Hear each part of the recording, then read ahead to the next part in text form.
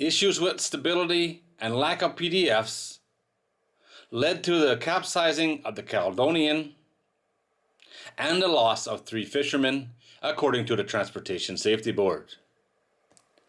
A lack of stability is the likely cause of the deadly Caledonian sinking off the coast of Vancouver Island in 2015, according to a federal report from the TSB.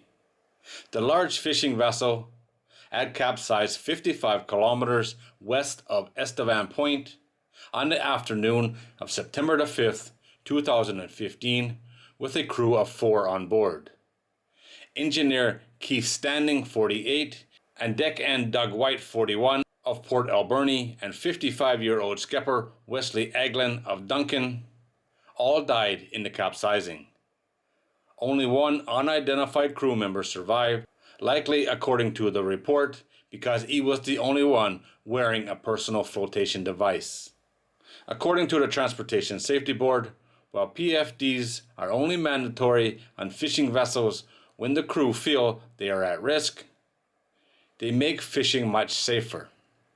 Here in British Columbia, roughly 70% of all fishing fatalities in the past decade came while not wearing a PFD. All fishermen need to wear PFDs, it's that simple. The report recommended that wearing PFDs to be made mandatory for the crews at all times when they're working on deck of a fishing vessel, and both WorkSafe BC and Transport Canada should ensure compliance. The 14-month investigation revealed that the Caledonian was 50 tons heavier, plus fuel, supplies, and crew, when it capsized than when it had done its last stability assessment in 1976.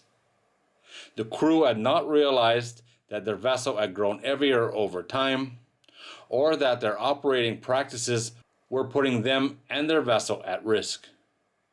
50 tons translated to 20% increase in the weight and caused it to sit nearly a half a meter lower in the water. The Transportation Safety Board recommended that Transport Canada ensure that all small and large fishing vessels have up-to-date stability information and that it is easily accessible to the crew. The Caledonian was 82 feet long, or 25 meters. I can't find her age anywhere, but her last stability report was done in 1976. It was probably her one and only, so she must have been built around the mid-70s. The fact that she was now sitting nearly half a meter lower in the water than when she was new, it's pretty hard to believe that nobody noticed that. Where did the extra 50 tons of weight come from? That's a lot.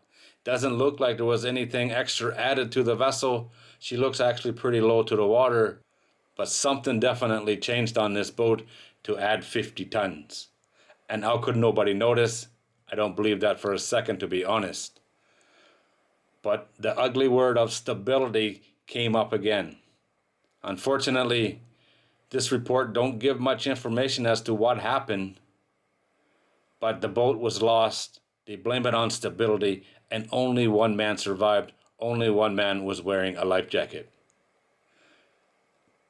That's very unfortunate, that is for sure.